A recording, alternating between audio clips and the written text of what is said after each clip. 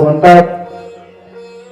तदनंतर भगवान परमात्म्याचा दुसरा अवतार झाला तो वराह रूप अवतार आहे. भगवान परमात्मा ऋषी सर्गामध्ये देवर्षी नारदांच्या रूपाने त्यांचा तिसरा अवतार झाला. चौथा अवतार भगवान परमात्म्याचा नरनारायणाच्या स्वरूपात झाला. त्यानंतर भगवान परमात्म्याचा पाचवा अवतार झाला तो कपिल महामुनींचा अवतार झाला, जो की कर्दम ऋषी आणि देवहूतीच्या पोटी जन्माला आले. तदनंतर भगवान परमात्म्याचा पाचवा अवतार कपिल महामुनींचा झाला. त्यानंतर सहावा अवतार येतो तो भगवान श्री दत्तात्रयांचा, जो की अत्रि ऋषी आणि माता रसूयेच्या पोटी झाला. त्यानंतर भगवान परमात्म्याचा जो सातवा अवतार आहे तो यज्ञ अवतार आहे. ऋषभदेवांच्या रूपाने भगवान परमात्म्याचा पुढचा अवतार होत आहे. ऋषभदेवाने आपल्या सर्वांना माहिती आहे, चालता चालता एका पर्वतावरती मलमूत्राचा त्याग केला आणि ऋषभदेवांच्या त्या मलविसर्जनातनं सुगंधी निर्माण झाली. त्या सुगंधीच्या आधाराने लोकांनी ओळखलं हा कोणीतरी महात्मा आहे. ऋषभदेव हे हिंदू धर्म तत्वज्ञानातले एक महापुरुष आहे आणि या ऋषभदेवाने पुढे जैन धर्माची संस्थापना केली. जैन धर्माचे दोन पंथ आहेत, एक दिगंबर पंथ आणि दुसरा श्वेतांबर पंथ. म्हणजे जैन धर्माची उत्पत्ती आहे, गोष्ट लक्षात घेतली पाहिजे. त्यानंतर भगवान परमात्म्याचा अवतार झाला तो म्हणजे पृथ्वी अवतार. तदनंतर भगवान परमात्म्याचा अवतार झाला तो म्हणजे मत्स्य अवतार आहे. त्यानंतर भगवान परमात्म्याचा अवतार झाला तो कासवाच्या रूपाने आलेले कच्छ अवतार आहेत. त्यानंतर भगवान परमात्म्याचा वराह रूपातला अवतार आपल्या सर्वांना माहित आहे. हिरण्याक्षाच्या उद्धारासाठी भगवान परमात्म्याने वराह अवतार स्वीकारला. वराह अवताराच्या नंतर भगवान परमात्म्याने त्या हिरण्यकशिपूचा वध करण्याकरता नरसिंह अवतार स्वीकारला. भगवान परमात्म्याच्या नरसिंह अवताराच्या नंतर बळीराजासाठी भगवान परमात्म्याने एक अवतार स्वीकारला, त्याचं नाव आहे वामन अवतार. तदनंतर भगवान परमात्म्याचा अवतार झाला तो म्हणजे परशुराम अवतार.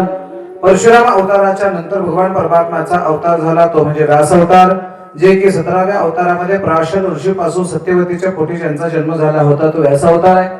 तदनंतर भगवान परमात्म्याने अवतार धारण केला तो म्हणजे राम अवतार, श्रीराम अवतार. आणि त्यानंतर भगवान परमात्म्याचा अवतार होणार किंवा अवतार झाला तो म्हणजे भगवान कृष्णकन्हैयाचा अवतार. तसं तर काही जण बलदेवांचा सुद्धा एक अवतारच म्हणतात, कृष्ण परमात्म्याचा अवतार. आणि त्यानंतर बुद्धावतार हा सुद्धा अशा एक 24 अवताराची कथा शुभदेवजी राजा परीक्षितीला सांगतात. पण परीक्षित महाराज गुरुदेवांना विनंती करतात, एवढ्या घाईघाईत सगळ्या अवताराचं सांगितलं आमच्या लक्षात कसं राहील, मग मला आता एका अवताराची कथा विस्ताराने सांगा. एक अवतार एका अवताराची चरित्र कथा मला श्रवण करायची आहे. सर्वात पहिल्यांदा भगवान परमात्म्याच्या अनेक अवतारापैकी थोडीशी विस्ताराने कथा पाहायला सापडते, ते म्हणजे कपिल अवताराची कथा आहे. कपिल महामुनींचा जो हा अवतार आहे तो भगवान परमात्म्याचा पाचवा अवतार आहे. पाचव्या अवताराची कपिल महामुनींची मी चरित्र कथा आपल्या पुढे ठेवणार आहे. कोण आहेत कपिल महर्षी, कुठे जन्माला आले, कोणाच्या पोटी जन्माला आले, काय जन्माला आले, ही सर्व चर्चा आपल्याला करायची आहे. पण एकदा कपिल महामुनींचं प्राकट्य करण्याकरता किंवा त्यांचं स्मरण करण्याकरता 1-2 मिनिट सर्वांनी मनसोक्त अगदी मनातनं भजन केलं पाहिजे, संकीर्तन गायलं पाहिजे. आणि लगेच कपिल महामुनीच्या चरित्राकडे आपण वळणार आहोत. मोठ्या प्रेमाने सर्वांनी संकीर्तन करायचं आहे. राज राम राम राम सीता राम राम राम राज राम राम राम सीता राम राम राम राज राम राम राम सीता राम राम राम राज राम राम सीता राम राम राम सीता राम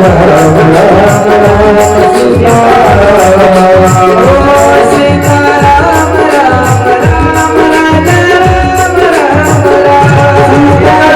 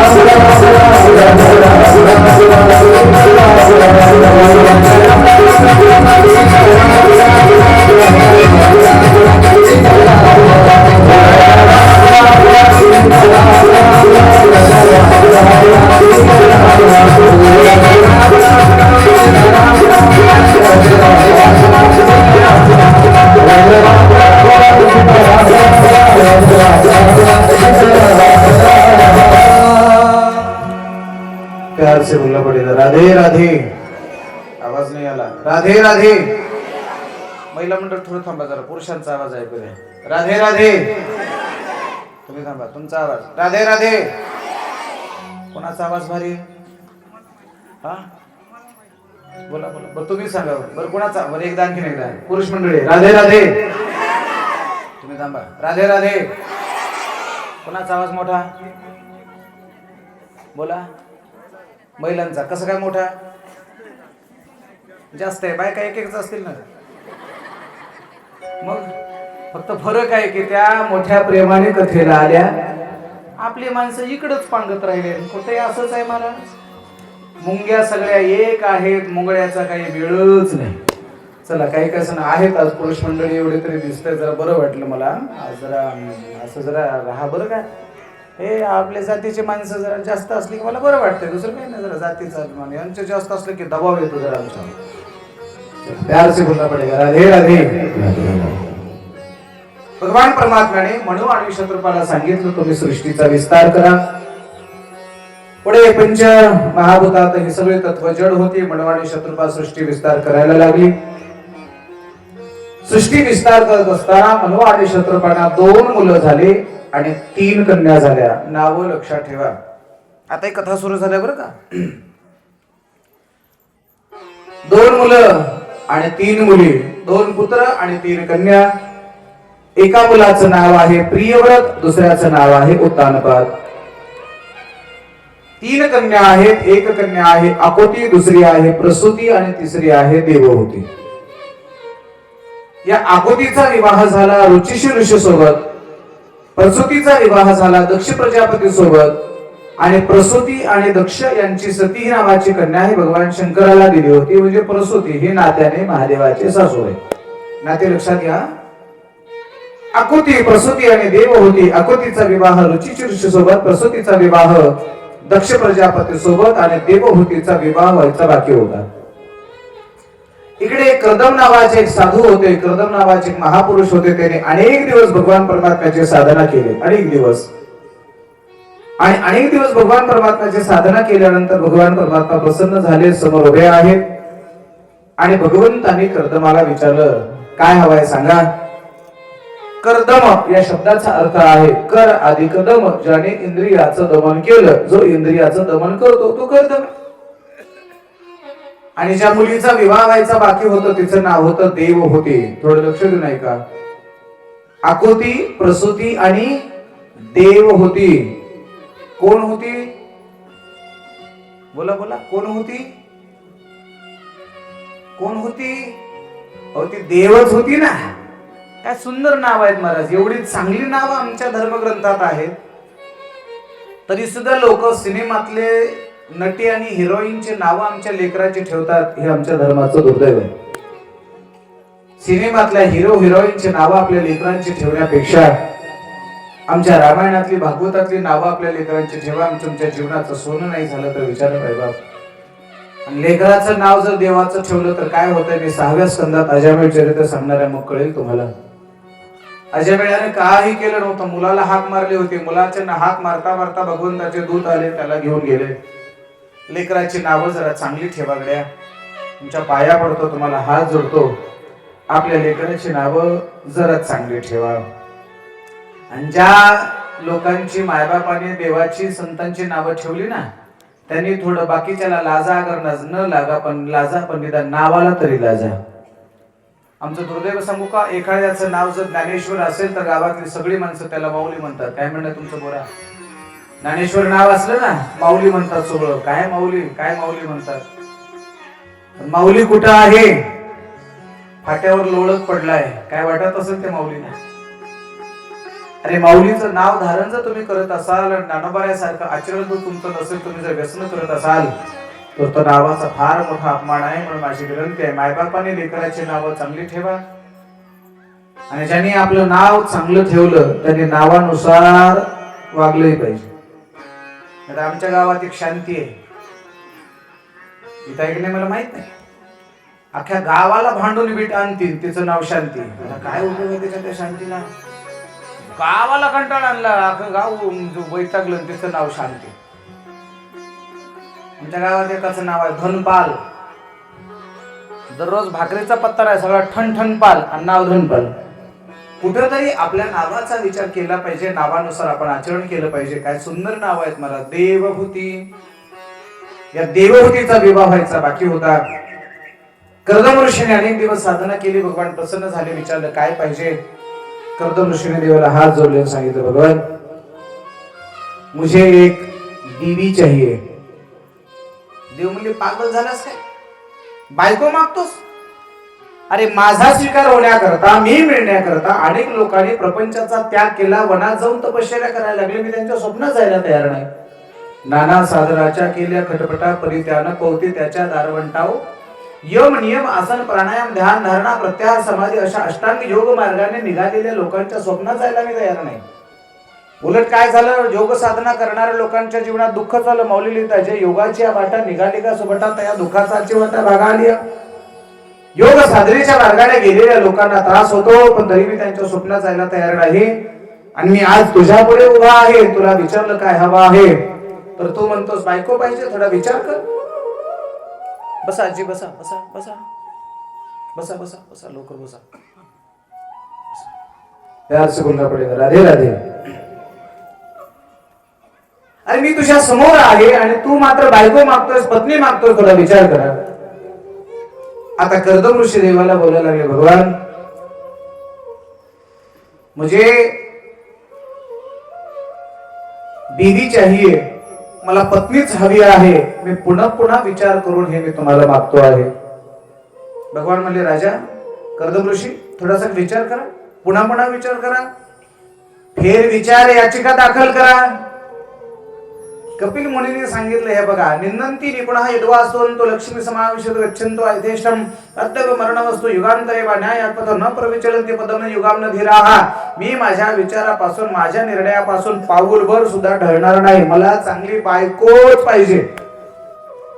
पुन्हा भगवान म्हणायला लागले, अरे थोडा विचार कर. आता कपिल मुनी माफ करा कर्दम ऋषी देवाला बोलायला लागले, भगवान तुम्ही का असं म्हणताय पुन्हा पुन्हा विचार करा. सांगू का देवा, ज्यांच्या जीवनामध्ये चांगली बायको मिळाली, ज्यांच्या जीवनामध्ये चांगली पत्नी मिळाली, त्यांचा परमार्थ शेवटपर्यंत सिद्धीला गेला.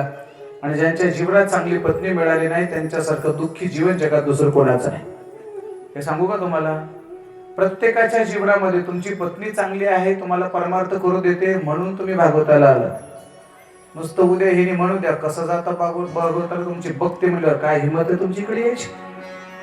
यांचं योगदान आहे महाराज, आपलं योगदान. तुम्ही जर अन्नदानाची पंगत दिल्यानंतर बायकोला जर विचारलं अन्नदानाच्या गावाला पंगत द्यावी वाटते, तिने जर नाही म्हटल्यानंतर हे काही पुरुषाची हिंमत नाही मला. ते म्हणते द्यायची इच्छा आहे ना तुमची, देऊन टाका, मी तुमच्या पाठीशी.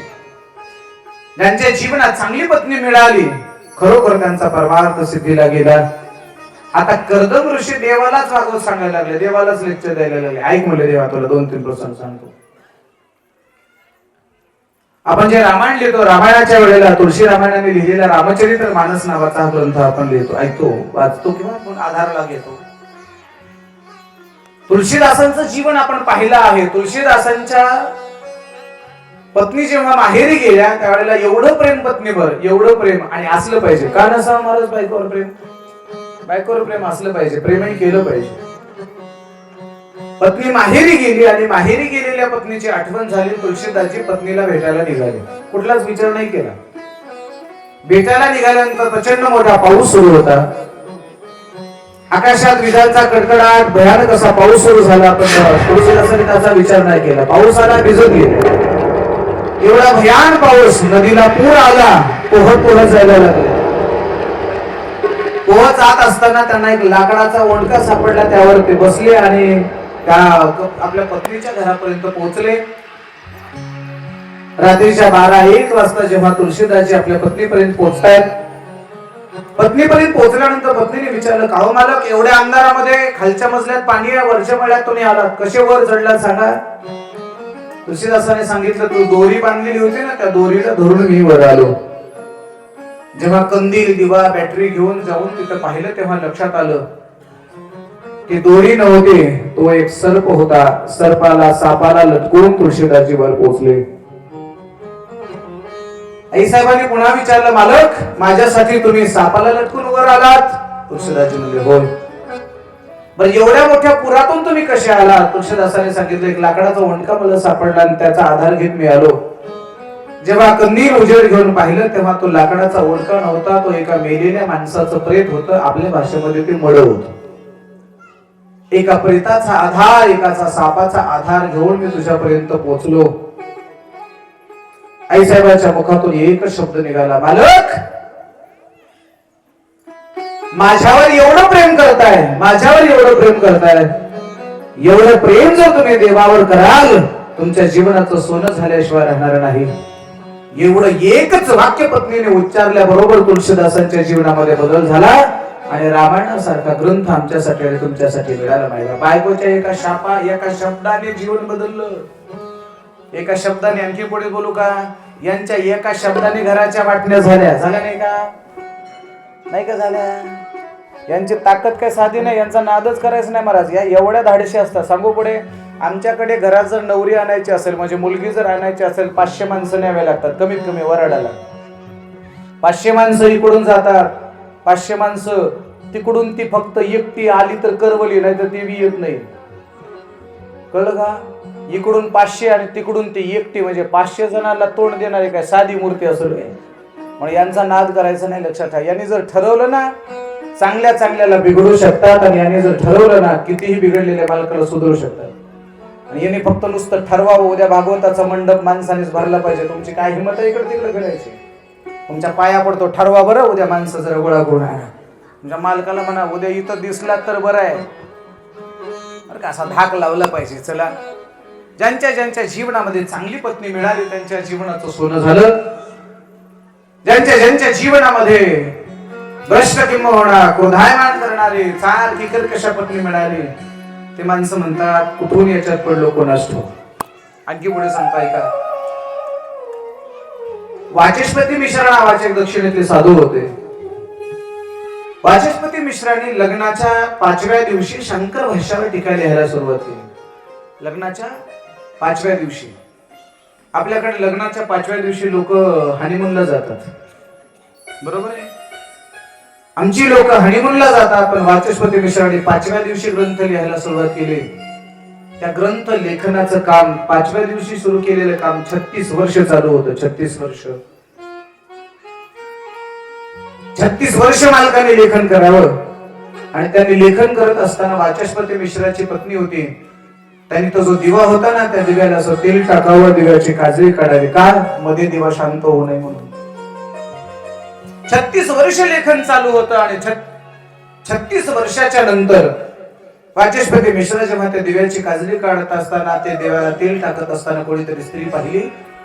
वाचस्पती मिश्राने तिला विचारलं, हु आर यू? आप कोण आहात? कोण आहात आपण? आप कोण हो? त्या माऊलीने हात जोडले, सांगितलं, मालक, मी तुमची पत्नी आहे. 36 वर्षापूर्वी तुमचा आणि माझा विवाह झालाय. पण तुम्ही लग्न झाल्याबरोबर एवढं चांगलं धर्मकार्य हातात घेतलं, धर्मकार्याला आडवं येण्यापेक्षा धर्मकार्याला सहकार्य करावं म्हणून मी प्रामाणिकपणे दिव्याला तेल टाकण्याची आणि काजळी काढण्याची सेवा केली. माझ्याकडून काही चुकलं असेल तर क्षमा करा. वाचस्पती मिश्रांच्या डोळ्यात पाणी आलं आणि सांगायला लागले, वाचस्पती मिश्रा, खरोखर मी नशीबवान आहे, मला तुमच्यासारखी पत्नी मिळाली. बरोबर आहे का? तुमच्यासारखी पत्नी जर मिळाली नसती तर एवढं मोठं कार्य मी पूर्ण करू शकलो नसतो. आणि तुमच्यामुळे हा ग्रंथ पूर्ण झाला. म्हणून हा ग्रंथ जरी मी लिहित असलो तर या ग्रंथाला मी तुमचं नाव देणार आहे. त्या ग्रंथाला आपल्या पत्नीचं नाव दिलं. त्या ग्रंथाचं नाव आहे भामती टीका. भानामती टीका नाही, भामती टीका नावाचा ग्रंथ आहे, जो की वाचस्पती मिश्राने लिहिला. कशासाठी सांगतोय का? ज्यांच्या जीवनामध्ये चांगली पत्नी मिळाली त्यांचं आयुष्य सोन्यासारखं होतं. पण कधीतरी पुरुष मंडळी तुमच्या पाया पडतो, हात जोडून आपल्या बायकोला म्हणत जा, तुझ्यासारखी बायको मला भेटली, माझ्या आयुष्याचं सोनं झालं, असं म्हणून कधीतरी माया करत जा. या तुम्हाला परमार्थ करू देतात म्हणून तुमचा परमार्थ जिवंत आहे माय बाप. नाहीतर आपलं ठरलेलं असतं, तुझं काही खरं नाही, तुझं असं नाही, ते मध्ये खायचं तर. चांगली पत्नी ज्यांच्या जीवनामध्ये मिळाली त्यांच्या जीवनाचं सोनं झालं. म्हणून कर्दम ऋषी बोलायला लागले, देवा मला चांगली पत्नी हवी आहे की जेणेकरून मी माझा परमार्थ जिवंत ठेवू शकेन. मी माझा परमार्थ आणखीन याही पेक्षा वाढवू शकेन. भगवान परमात्म्याच्या लक्षात आलं की आता काय हा बदलत नाही. भगवंताने त्याला सांगितलं ठीक आहे, लवकरच तुझा विवाह होईल, काळजी करू नको. तिथून भगवान परमात्मे कर्दमाकडनं निघाले आणि थेट मनु महाराजांच्या आश्रमात आले. मनु महाराजांच्या आश्रमामध्ये आल्यानंतर भगवान परमात्म्याने त्या मनु आणि शत्रुपाला सांगितलं, मनु महाराज, तुमची ही जी छोटी लहान कन्या आहे, छोटी मुलगी आहे, तिचं नाव आहे देवहूती. या देवहूतीसाठी मी चांगला वर शोधला आहे, चांगला नवरदेव शोधला आहे. तुम्ही देवहूतीचा विवाह कर्दम ऋषी सोबत करून द्या. म्हणजे सोयरीक जमवण्याचं, स्थळ सुचवण्याचं काम कुणी केलं? बोला. हा, झोपले का काय? कुणी केलं? स्थळ सुचवण्याचं, सोयरीक जमवण्याचं, तो मुलगा मी पाहून ठेवलाय, तुमची मुलगी त्यांना द्या, असं कोणी सांगितलं? बोला ना. देवाने सांगितलं. देवाने कर्दमाला सांगितलं. कर्दमाला शब्द दिला आणि भगवान परमात्मा आले मनु महाराजाकडे. आणि भगवान परमात्म्याने म्हणजे देवाने मनु आणि शत्रुपाला सांगितलं तुमची मुलगी द्या. म्हणजे स्थळ सुचवण्याचं, थोडक्यात आपल्या भाषेमध्ये सोयरीक जमवण्याचं काम देवाने केलं. बरोबर आहे? ऐकताय ना तुम्ही? ऐकताय ना? सोयरीक जमवण्याचं काम कोणी केलं? बोला बोला. देवाने. मग सोयरीक जमवणारा कोण? बोला बोला, मोठ्या मनाने बोला. सोयरीक जमवणारा देव. सोयरीकी जमवणारा जर देव असेल तर जमलेल्या मोडणारा नक्कीच राक्षस आहे. गोष्ट लक्षात ठेवा. जुन्या काळात ही जुनी माणसं होती ना महाराज, पाहुण्या रावळाकडे जायची, याचा मुलगा काय शिकला, त्याची मुलगी काय शिकली म्हणायचे, 2-4 दिवस मुक्कामी राहायचे, सगळा पत्ता काढायचे आणि सोयरीकी जमायच्या. आताच्या काळामध्ये सोयरीकी जमवायला कोणाला वेळ नाही. माझ्या गावात 25 तसेच आहेत. माझ्या नाही, सगळ्या गावागावात हीच परिस्थिती आहे. का? सोयरीक जमवणारे माणसं नाही. सोयरीक जमवणं हे पुण्याचं काम आहे. तुमच्या पाया पडतो. जुनी माणसं, पुरुष मंडळी, जमवता आली तुमच्या आयुष्यात एखादी सोयरीक जमली तर जमवा. जमवा, चांगलं काम आहे. फक्त पाया पडतो. फक्त एक अट असली पाहिजे, मुलगा आणि मुलगी माळकरी असले तर जमवा, नाहीतर असेच राहिले तरी चालते. एखाद्या पेताड, एखाद्या व्यसनाधीन झालेल्या पोराची जर सोयरीक जर तुम्ही जमवली तर ती मुलगी, तिची माय आणि तिचा बाप तुम्हाला आयुष्यभर शाप देत असतो. व्यसनाची आहारी गेलेल्या मुलांच्या सोयरीके जमवायच्या नाहीत. आणि ज्याच्या गळ्यात तुळशीची माळ आहे, ज्याला परमार्थाचा छंद आहे, जो वारी करतो ना, असू द्या गुंठाभर जमीन असेल, असू द्या एकरभर जमीन, पोटभर खाल्ल्याशिवाय राहणार. आणि व्यसनाच्या आहारी गेला, भरपूर प्रॉपर्टी आहे, रोज रिक्षा करून उचलून आणावं लागतं. काय जाळायची का त्याची श्रीमंती? श्रीमंत पोरांच्या सोयरीकी करण्यापेक्षा संस्कारित मुलांच्या सोयरीकी करा. हे सुद्धा पुण्याचं काम आहे. हेही भागवतातून आम्ही शिकलं पाहिजे. भगवान परमात्मा तिथून निघाले. दुसऱ्या दिवशी मनु महाराज शत्रुपा देवी आपल्या कन्येला घेऊन कर्दम ऋषींच्या आश्रमात आले. थोडं लक्ष द्या. म्हणजे माय बाप मुलीला घेऊन नवरदेवाच्या घरी आले. म्हणजे आमची सनातन संस्कृती, पूर्ण जुनी संस्कृती एवढी प्रगल्भ होती.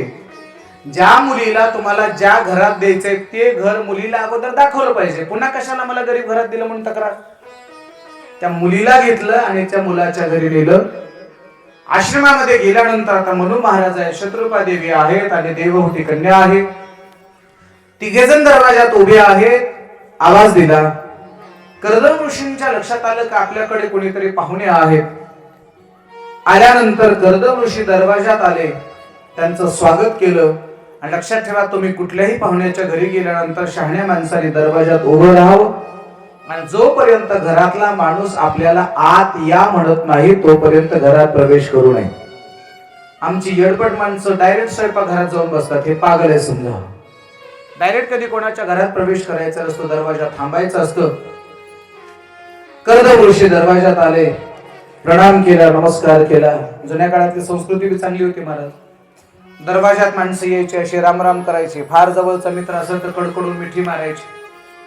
पुन्हा नंतर घरातली माणसं दरवाजात आली, रामराम करायला लागली.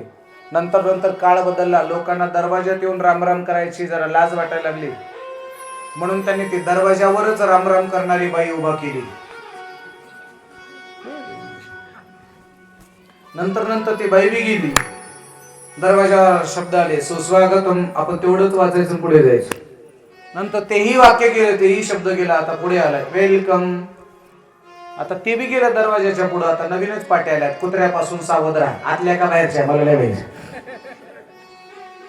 जुन्या काळातली माणसं फार प्रेमळ होती महाराज. कर्दम ऋषी दरवाजात आले, त्यांचं स्वागत केलं. तिघांनाही आतमध्ये बोलावलं. आगतम स्वागतम सुस्वागतम. तिघांचं स्वागत झालं.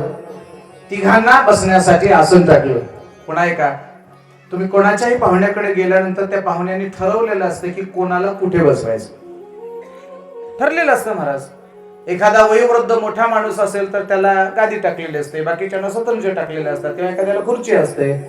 त्या घरधण्याने, त्या घरमालकाने सर्वांना ठरवलेलं असते कोण कुठे बसणार.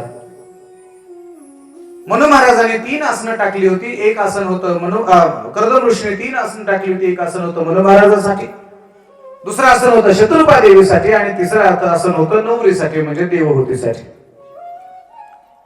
पहिल्या आसनावर मनु महाराज बसले, दुसऱ्या आसनावर शत्रुपा देवी बसल्या, पण तिसरं आसन होतं देवहूतीसाठी.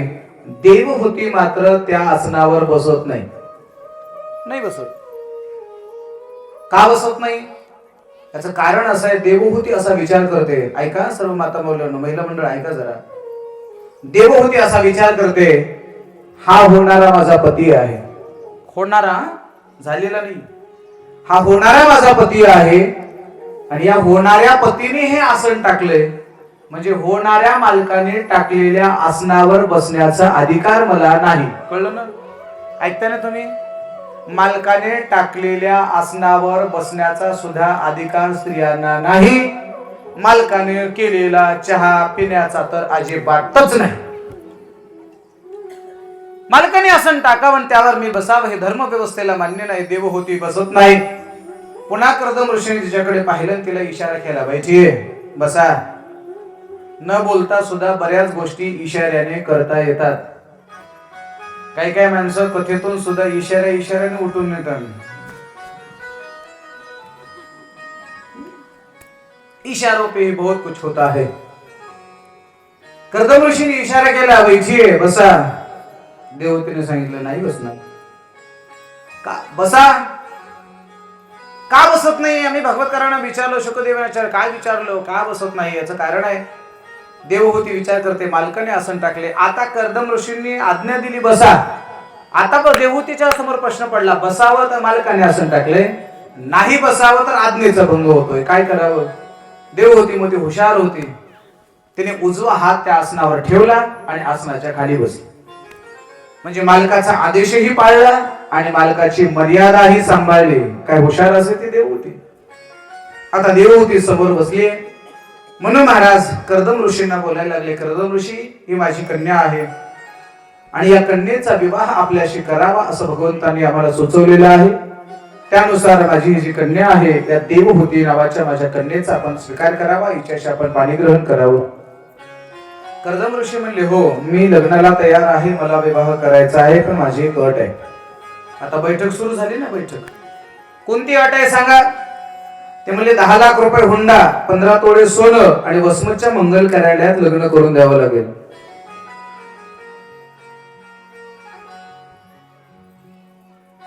काय झालं? जरा चुकल्यासारखं वाटते ना? वाटते की नाही? तुम्हाला वाटत असेल, हो चांगले माणसं कुठं काय असं 10 लाख रुपये 15 तोळे सोनं मागत असतात का? मग भागवतात ऐकायला विचित्र वाटतं, तर मग बैठकीत मागायला कसं विचित्र वाटत नाही? तिथे कशा आपल्याला थोड्या जनाच्या नाही तर निदान मनाच्या तरी का लाजा वाटत नाही, त्याचा विचार केला पाहिजे ना.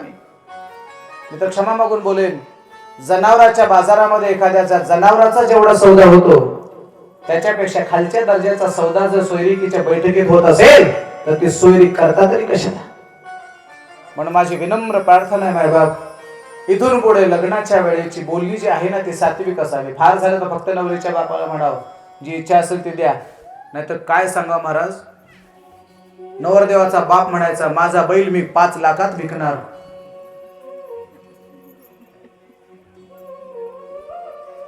जरा वाईट वाटतं माझं बोलणं, जरा वाईट वाटायला वाटलंच पाहिजे. असं वाटलं पाहिजे माझ्या डोक्यात दगड घाला, एवढा राग तुम्हाला आला पाहिजे आमचा राग जरूर आला पाहिजे. फक्त आमचा राग एवढा आला पाहिजे की आमच्या रागाचा परिणाम तुमचं जीवन बदललं पाहिजे. तुम्ही कधीतरी हा विचार केलाय का महाराज?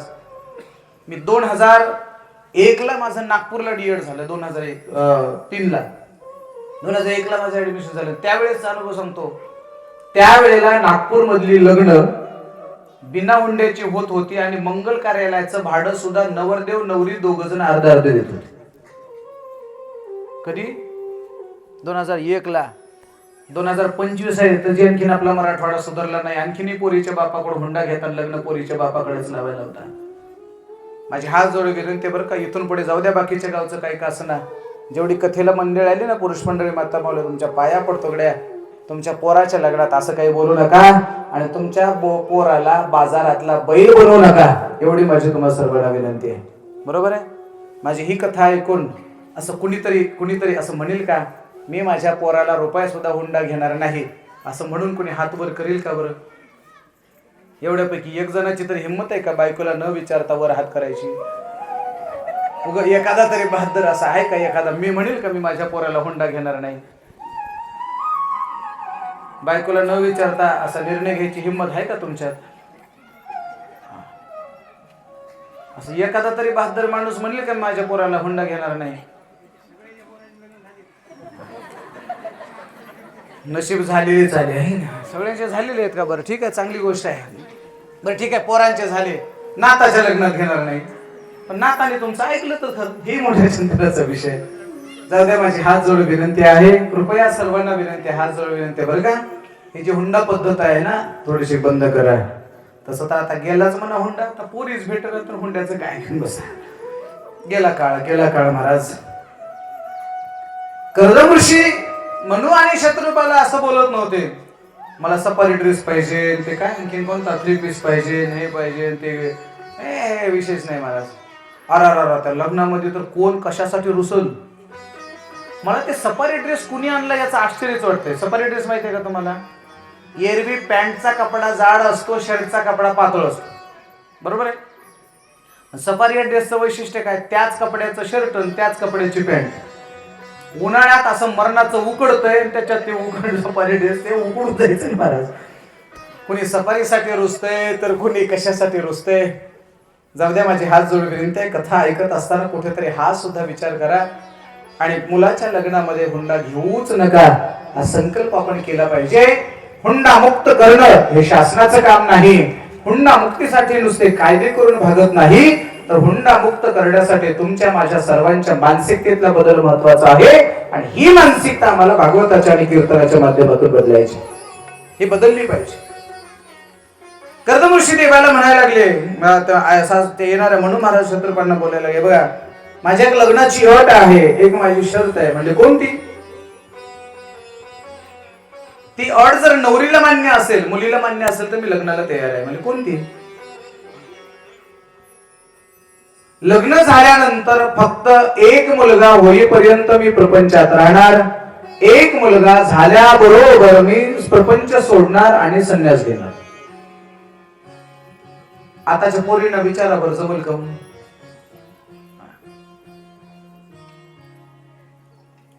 देवहूती म्हणाली, I am ready for marriage, मैं शादी के लिए तैयार हूं. तयार आहे, मान्य आहे मला अट. दोघांचा विवाह झाला. आता तो विवाह जास्त थाटामाटात लावायचा नाही, कारण कृष्णाचं लग्न थाटामाटात लावायचंय, म्हणून हे लग्न छोटे छोटे करावे. आणखी जाता जाता एक वाक्य बोलू. तुमच्या घरात जर 2-4 लग्न होणार असतील तर एक लग्न थाटामाटात करा, बाकीचे लग्न लहान करा. आता शेती विकून कर्ज काढून मोठे लग्न करणं यात कुठलाही शहाणपणा नाही, गोष्ट लक्षात घ्या. कर्दम ऋषी आणि माता देवहूती यांचा विवाह सोहळा संपन्न झाला. आता कर्दम ऋषींनी तिला अट सांगितली होती, देवहूतीला ती अटही मान्य होते. कालांतराने काही कालखंडानंतर कर्दम ऋषी आणि देवहूतीला पहिलं अपत्य झालं, म्हणजे पहिलं लेकरू झालं. पहिलं लेकरू झाल्याच्या नंतर लगेच कर्दम ऋषींनी आपली वळकटी पिशवी काय असेल ते गुंडाळली पिशवी भरायला सुरुवात केली, निघाले. देवहूतीने विचारलं, कशाची तयारी चालू आहे? कर्दम ऋषी म्हणाले, मी लग्नाच्या अगोदर तुला सांगितलं होतं, एक मुलगा झाला की मी संन्यास घेणार, एक मुलगा झाला मी निघालो. देवहूती म्हणाली, तुम्हाला जाता येणार नाही, कर्दम ऋषी म्हणले, मी तुला आधीच सांगितलं होतं माझ्या मायबापाला सांभाळावं लागेल. बरोबर. असं असं असं असं असतं का आपल्याकडे? ही म्हणते मी तुमच्या मायबापाला अजिबात सांभाळणार नाही. असं नाही, तुमच्याकडे आमच्याकडे सांगत आहे. दोघांचा वाद सुरू झाला. देवहूती म्हणाली तुम्हाला जाता येणार नाही. कर्दम ऋषी म्हणाले तुला अगोदर सांगितलं होतं तुम्हाला जाता येणार नाही. तुमचा शब्द मला असा आहे, एक मुलगा होईपर्यंत प्रपंचात राहणार, तुम्हाला जाता येणार नाही. कारण मुलगा झाला नाही, मुलगी झालीये. शब्दात पकडलं महाराज, शब्दात पकडलं. पहिली मुलगी झाली, त्या मुलीचं नाव आहे श्रद्धा. कालांतराने पुन्हा दुसरी मुलगी झाली, तिचं नाव आहे कला. तिसरी मुलगी झाली, तिचं नाव आहे हवीरभो. आणि चौथी मुलगी झाली, तिचं नाव आहे अनसूया. आणि ही अनसूया अत्रि ऋषींना दिली होती. आणि अनसूया आणि अत्रीच्या पोटी भगवान दत्तात्रयाचा जन्म आहे. 6वा अवतार पुढे मला सांगायचं. अशा 1 2 नव्हे तर जवळपास 9 मुली झाल्या. 9 मुली झाल्या तरी कधीच कर्दम ऋषींना आणि देवहूतीला चिंता वाटली नाही की माझ्या 9 पोरीचं स्वागत कधी होईल. आणि कर्दम ऋषी 9 पोरीचा बाप होते. 9 पोरीचा, ऐकताय ना तुम्ही, 9 पोरीचा बाप. म्हणून माझ्या प्रत्येक भागवतात आज मुलीचा बाप व्हायला कोणी तयार नाही. मी प्रत्येक भागवतात जर एखादा 9 मुलीचा बाप जर कोणी मला सापडत असेल, मी त्यांचा सत्कार करतो. आपल्या गावात जर असा कोणी 9 पोरीचा बाप असेल तर पुढे या किंवा उठून उभं राहा, मला त्यांची ओळख करून घ्यायची आहे. आहे का कोणी 9 पोरीचा बाप? बर माय नाही, आता बक्षीस नाही. आता फक्त 9 असले तर मी बक्षीस देत असतो, मानधन देत असतो. बर 8 पोरीचा बाप, 8 आहे का कोणी बाप किंवा आई? नाही. बर 7 आहेत का कोणाला? 7 मुली उगा हातावर करा, मला बघू द्या कोण आहे ते. नाही. बर 6 कोण असेल तर मला पाहू द्या, फक्त तो पुण्यवान बाप मला पाहायचा आहे. 6 मुली असणार कोणी बाप आहे का इथे किंवा आई आहे का? नाही. बर 5 नाही नाही 5 वाला कोणी आहे का? 5 वाला कोणी असेल फक्त हात वर करा. कोण आहे? कोण आहे? कोण आहे? कोण आहे? 5 मुली आहेत का तुम्हाला? उभा राहता इथे थोडस, उभा राहा. टाळ्या वाजवा या बाईसाठी. भाग्यवान माया महाराज, भाग्यवान. 5 मुलीची आहे ती, 5 मुलीची. बसा बसा बसा. 5 मुली आहेत. तुमच्यासारखे नशीबवान नाही महाराज. 5 मुली. सांगू का तुम्हाला, सगळ्यात जास्त प्रेम करणारी मुलगी असते. मला पुढे बोलायचंय. नशीबवान आहात तुम्ही. 5 मुलीचं कन्यादान तुमच्या हातून घडणार आहे. गरीब श्रीमंत लहान मोठं कसंही असू द्या, पण 5 मुलीचं कन्यादान करणारे तुम्ही आई आहात. आहे का एखादा बाप 5 पोरीचा बाप कोणी आहे का? नाही. बर 4 पोरीचा बाप कोणी नाही का? नाही. हा कोण आहेत? वा, टाळ्या वाजवा यांच्यासाठी. बाबा उभे राहा, थोडस उभे राहा. नाही, उभा राहा, उभा राहा, उभा राहा. नाही, इकडे या तुम्ही. या इकडे या. या या या. नाही या या या या या इकडे या या या या इकडे. टाळ्या वाजवा या महादर बाबासाठी. 4 पोरीचा बाप आहे. या या या या. 4 पोरीचा बाप. पोरीच्या बापासारखा श्रीमंत बाप म्हणजे. या या बरी या बरी.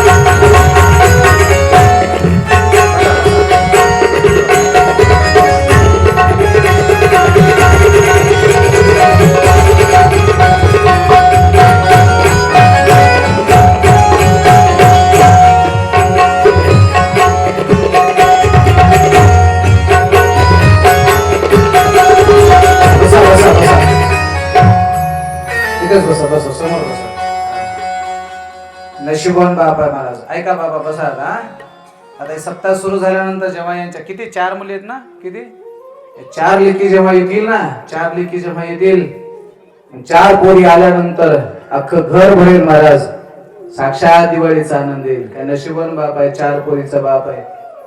मी का सत्कार केला, कोणाचा सत्कार करायला रिकामा नाही. आज एका पोरीचा बाप व्हायला माणसं तयार नाहीत. एका पोरीचा एक मुलगी होऊ द्यायला तयार नाहीत. आमची माय, आमचा बाप. मुलीला गर्भात मारायला लागले हा बाप. चार पोरी आहे. तुम्ही नशिबवान. फक्त एक प्रश्न विचारू तुम्हाला, विचारू ना, क्षमा मागून. पोरी होऊ द्यायच्या म्हणून झाल्या का पोराची वाट बघत झाल्या? हा, 3 पोरं पुन्हा 3 पोरी म्हणजे पोराची वाट बघत नाही झाल्या. मग चांगली गोष्ट आहे बरं काय. चला, 3 पोरी आहेत, 3-4 मुलीचा बाप आहे. नशीबवान आहे. एक सांगू तुम्हाला, ऐका. जाता जाता एक वाक्य बोलणारे वेळ संपत आली आहे माझी. पोराचे बाप जरूर व्हा. पोराचे बाप होत असताना तुम्ही मुलीला कधी मारू नका. ही गोष्ट लक्षात ठेवा बरं का. नका मारू बरं, नका हो मारू. ओ सांगना आई मला कोण वाचवणार, तुझ्या विना जन्मासी मला कोण गावणार. सांगना आई मला कोण वाचवणार, तुझ्या विना जन्मासी मला कोण गावणार.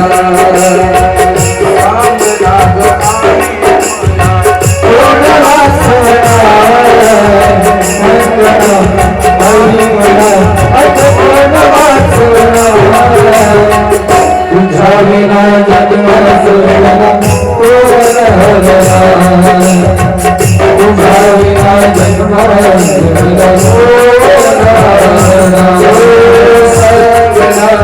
आई मला कोण वाचवणार,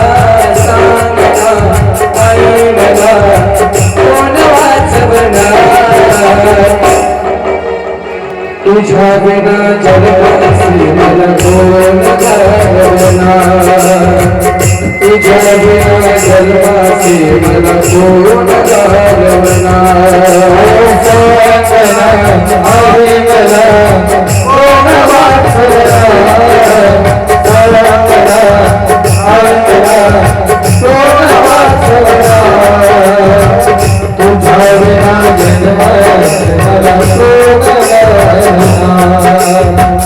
तुझ्या विना जन्मासी मला कोण घालणार.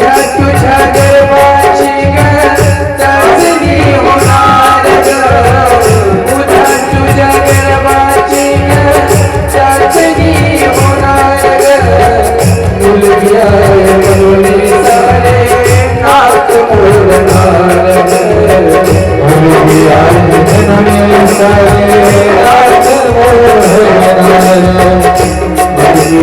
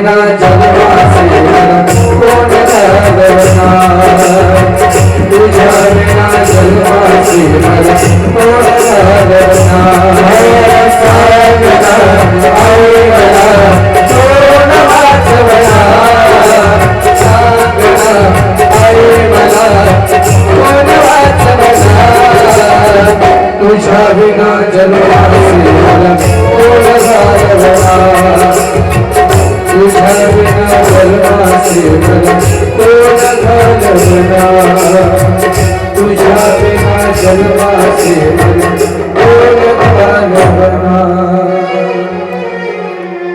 4.5 महिन्याचा गर्भ होतो. 4.5 महिन्याचा गर्भ झाल्यानंतर ही माणसं डॉक्टरकडे जातात.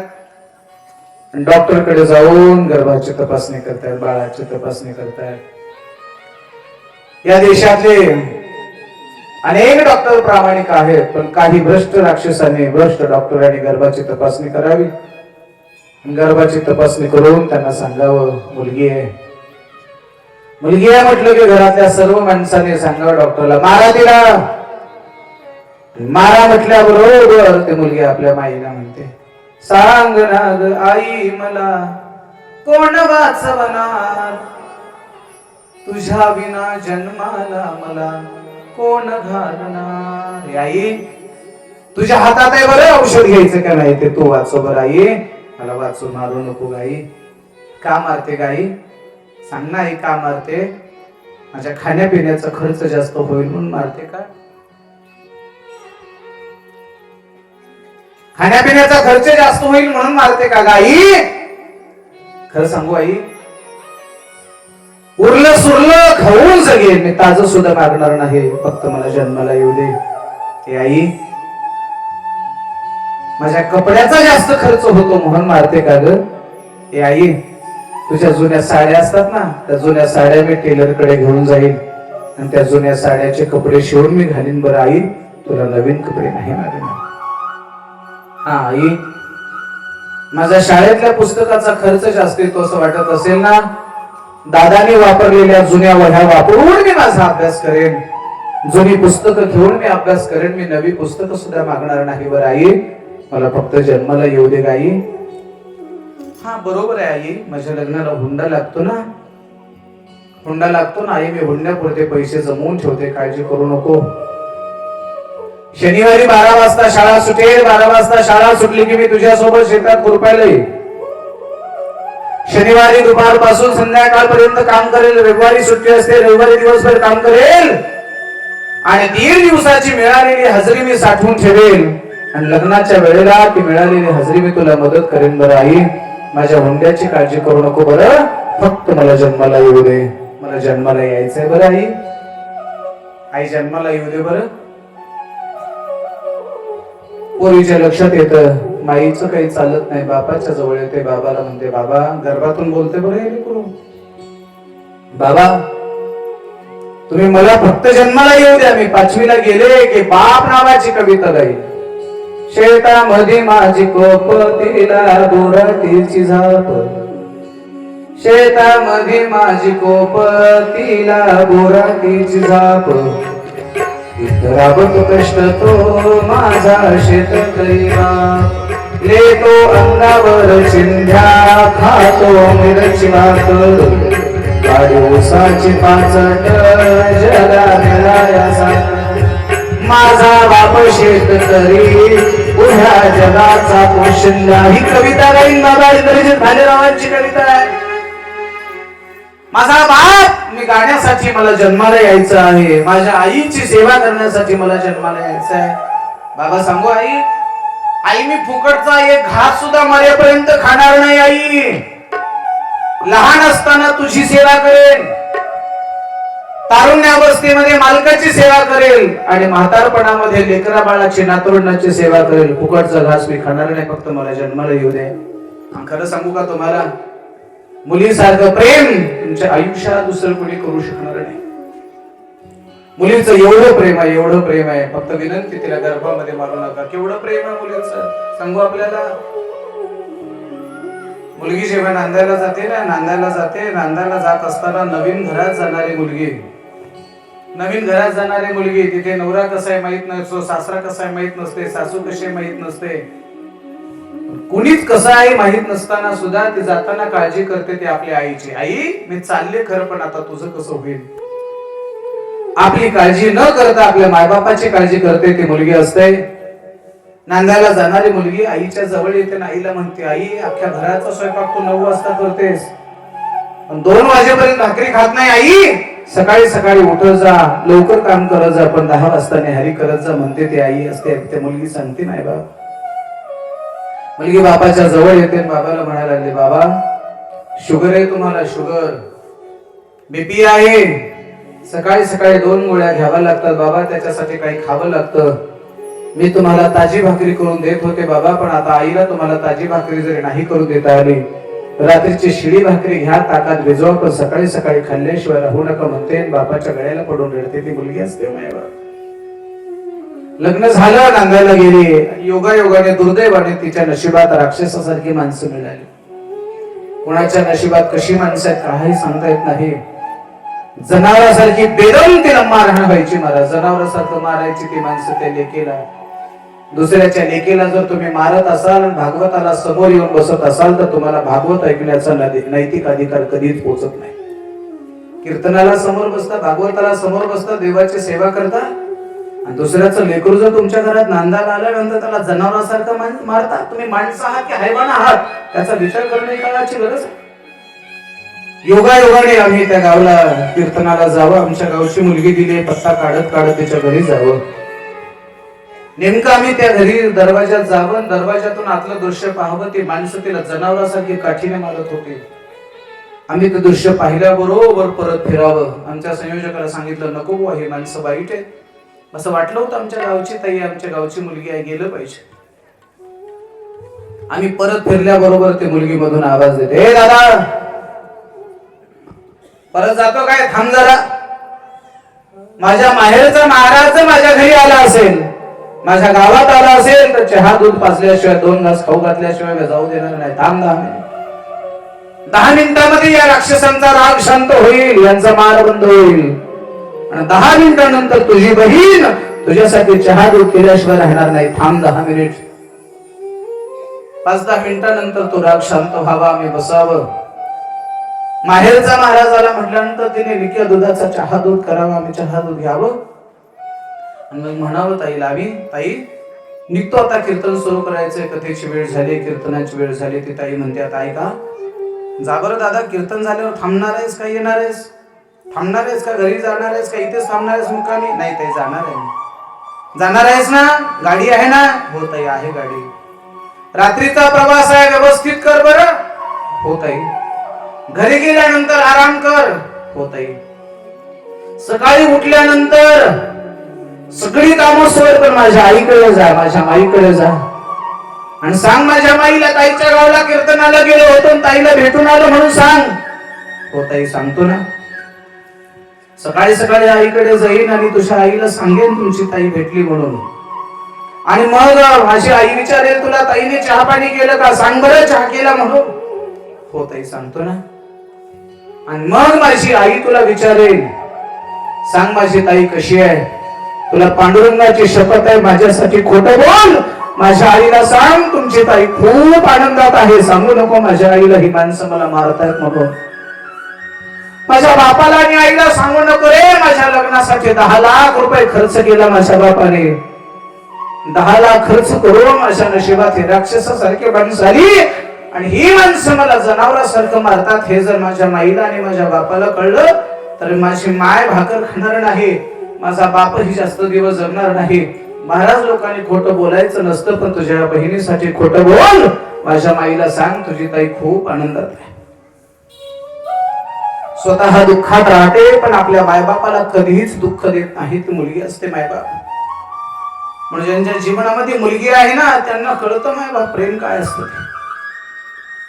योगायोगाने तुमचा मृत्यू व्हावा, आणि मृत्यू झाल्यानंतर कोणीतरी सांगावं त्या पोरीला जाऊन, पोरी गेला तुझा बाप, दातकिळे बसेपर्यंत रडते, बेशुद्ध परीपर्यंत रडते, गावातल्या चौकात तो रिक्षावाला भांडवाला सोडतो, जात आहे तुझ्या घरी, बाप गेला तुझा.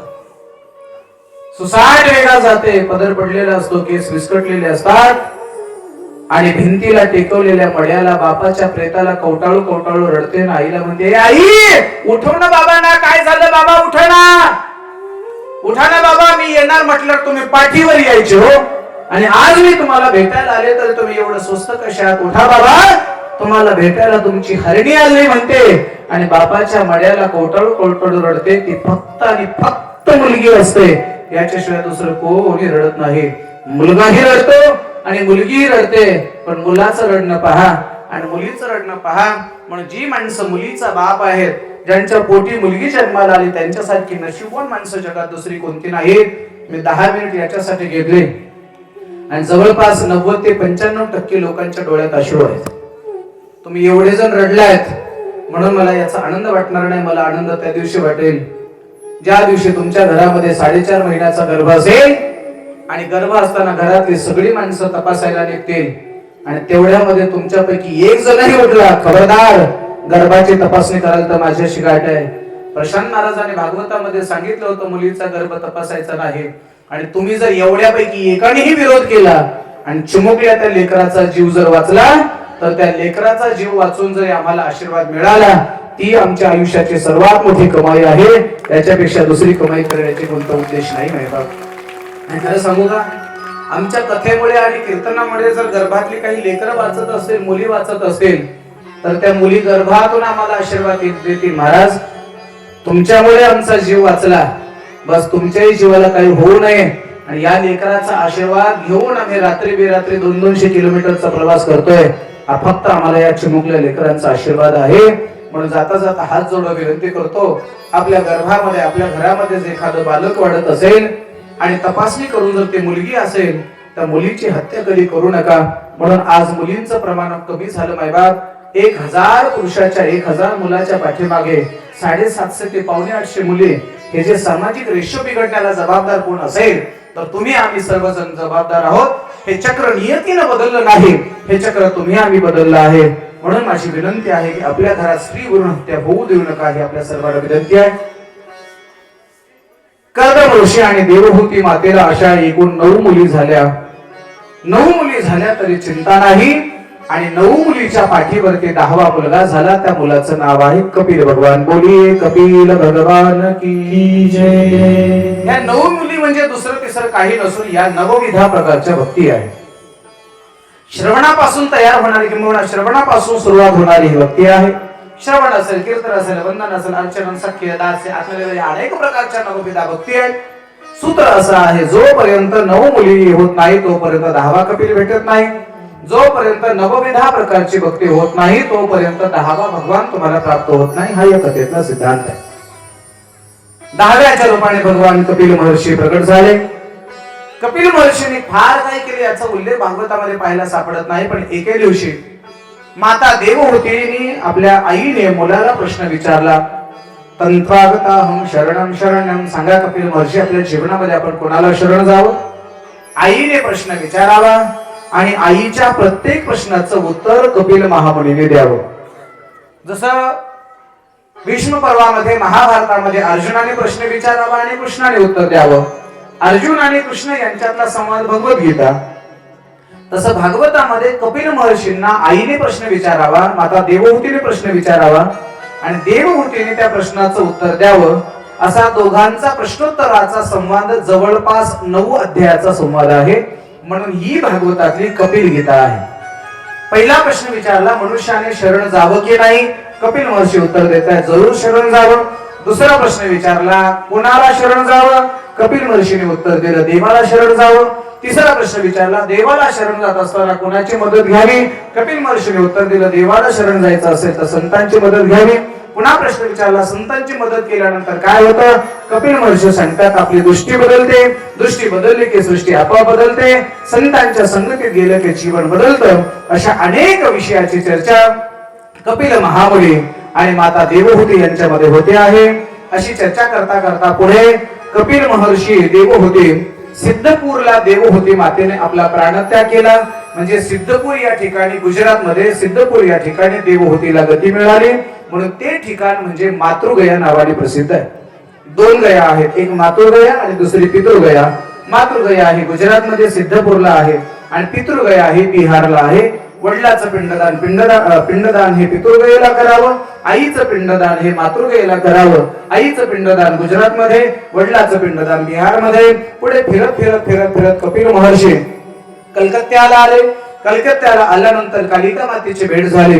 कालिका मातेची भेट दर्शन करून पुढे कपिल महर्षी प्रवास करता करता करता कलकत्त्याच्या पुढे काही अंतरावर गंगा भागीरथी माता, गंगा माता ज्या ठिकाणी सागराला मिळते आहे त्या ठिकाणाचं नाव आहे गंगा सागर रूप होते.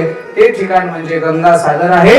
गंगा सागरला जाऊन कपिल महर्षी मकर संक्रांतीच्या दिवशी आपला अवतार कार्य संपवतायत, देह त्याग करतायत. म्हणून गंगा सागर हे पवित्र तीर्थ आहे. ज्यांना जगन्नाथपुरीचं धाम करतो त्यावेळेला आपण गंगा सागराचं दर्शन करत असतो. सब तीर्थ बार बार, गंगा सागर एक बार असं म्हणतात. कधी आपल्या आयुष्यात योग आला तर गंगा सागरला गेल्याशिवाय राहू नका अशी विनंती करतो.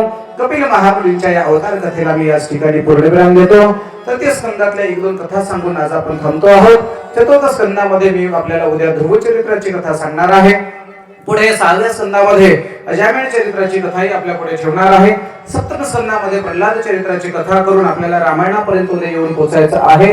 अर्थात आजची कथा याच ठिकाणी विश्राम असेल. आजच्या वाणीला पूर्णविराम देत असताना उपस्थित सर्व संत सज्ज श्रोते मायबाप आपण मोठ्या संख्येने उपस्थित आहात. आपल्या सर्वांचे मनपूर्वक धन्यवाद. आजची कथा याच ठिकाणी विश्राम. आरतीचे यजमान पुढे येतील, आरती प्रज्वलित करतील. तयारी होईपर्यंत आपण 2 मिनिटाचं भजन करायचंय. काही सूचना असतील तर त्या सूचना सांगा. पुन्हा विनंती आहे, ज्यांना आरती करायची इच्छा आहे ना, आपल्या पती समवेत, आपल्या घरच्या समेत संयोजकाकडे नोंदणी करा आणि सर्वजण इथे आरतीला येऊन इथे आरती करा. महिला मंडळाला विनंती आहे, मागे मात्र तुम्ही कोणीही आरती प्रज्वलित करायची नाही, ही सर्वांना विनंती आहे. आरतीचे यजमान पुढे येतील, आरती प्रज्वलित करतील. तोपर्यंत सर्वांनी मोठ्या प्रेमाने 2 मिनिटाचं संकीर्तन करायचं आहे.